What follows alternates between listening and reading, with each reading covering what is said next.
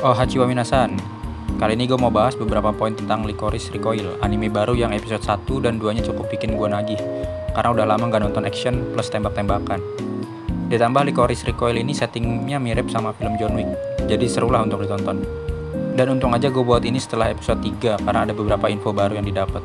Oke, sebelum kita pergi lebih jauh, kita bahas dulu cerita Lycoris Recoil ini. Anime ini sendiri bercerita tentang negara Jepang yang tertib dan bebas dari penjahat. Dan semua itu bisa tercapai berkat kerja keras para Lycoris. Lycoris ini adalah gadis-gadis yang dilatih khusus untuk menjadi agen ketertiban, yang tugasnya mencegah hingga menghentikan suatu tindak kejahatan. Bahkan mereka diberi izin untuk membunuh.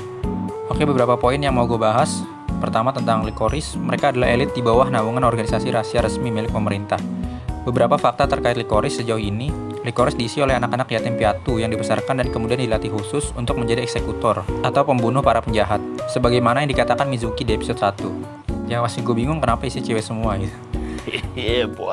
Lycoris dilatih untuk tidak kenal ampun kepada para penjahat. Lycoris tidak punya identitas kependudukan seperti KTP dan sebagainya. Selain itu, mereka berpakaian seperti gadis SMA hanya sebagai bentuk kamuflase. Hal ini dijelaskan di episode 2 saat di dalam mobil bersama Walnut. Seragam Lycoris punya dua warna, merah seperti dipakai oleh ketua divisi, sedangkan yang biru gelap ini dipakai oleh bawahannya. Kemudian, sama seperti John Wick yang merupakan pembunuh terhebat dalam filmnya, di anime ini juga ada Lycoris terhebat, yaitu Chisato. Chisato punya kemampuan untuk membaca waktu dan garis tembak musuhnya. Seperti yang dikatakan Kusunoki, Chisato adalah anak jenius yang punya wawasan luas. Yang kemungkinan dia punya wawasan luas salah satunya karena hobi nonton film action, termasuk film bapaknya, yang kita bisa lihat di awal episode 2. Lanjutnya DA, ini adalah organisasi rahasia milik pemerintah yang menaungi para Lycoris. Kalau di film John Wick ada organisasi namanya The High Table, yang menaungi para pembunuh. DA inilah yang menampung para anak yatim piatu, merawat serta melatih mereka semua menjadi eksekutor para penjahat.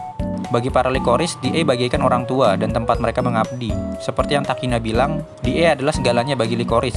Keluar dari DA sama aja kayak kehilangan tujuan hidup. Doktrinnya DA ini sangat kuat, entah apa aja yang mereka ajarkan kepada Lycoris. Selanjutnya Lycoreko. Cafe yang satu ini masih agak misterius, entah hubungannya apa mereka sama DA, tapi yang jelas Mika si pemilik cafe ini dekat sama Kusunoki yang merupakan komandan di DA. Kalau dilihat dari cara Chisato manggil Mika dengan sebutan sensei, ada kemungkinan Mika ini masih atau dulunya adalah guru dari Lycoris. Hal ini diperkuat dengan obrolan Chisato dan Fuki saat latihan. Fuki juga manggil Mika dengan sebutan sensei. Ini udah kayak game Blue Archive. Lycoreko adalah tempat Chisato dan Takina sekarang tinggal. Apalagi setelah Takina menerima kenyataan kalau dia telah dikambing hitamkan oleh DA. Pekerjaan mereka di Lycoreko selain jadi pegawai kafe, yaitu membantu masyarakat sekitar dan menerima request misi khusus dari orang-orang tertentu. Terkadang mereka juga membantu pekerjaan DA. Selanjutnya ada Alan Sponsor Agency.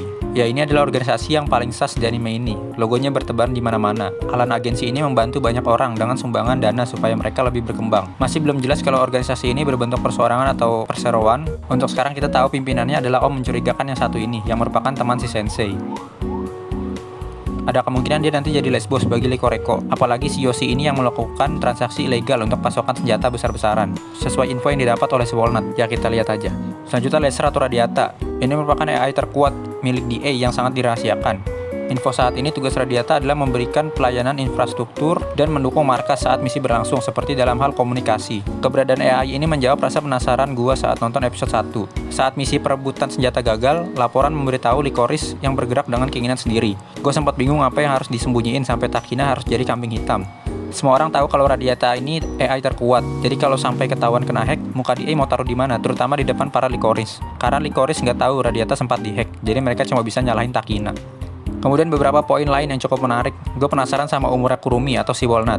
Katanya dia ini hacker dari awal masa internet. Setting waktu di anime ini emang belum dikasih tahu. Dan gue udah nonton ulang namun belum nemu juga latar waktunya. Gue asumsi aja sekitar 2030-an. Kalau internet ditemukan pada 1969, sedangkan Indonesia sendiri baru dapat internet itu tahun 1988. Jadi kalian bayangkan Umura Kurumi yang masih kawaii ini.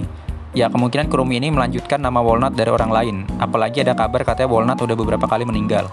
Kemudian bunga Higanbana. Hampir kita semua tahu kalau ada bunga ini di anime, biasanya ada yang akan mati, atau pernah mati, atau juga semua asumsi buruk lainnya. Ini jadi petunjuk jika salah satu tokoh punya masa lalu kelam, apalagi semuanya anak yatim piatu.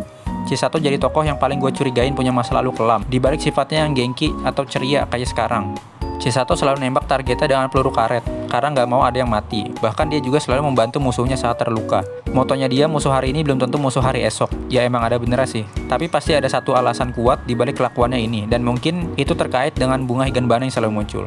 Oke, segitu aja, animenya itu original Studio A1 ya. Jadi nggak ada spoiler baik dari LN ataupun manga. Jadi kita cuma bisa nunggu.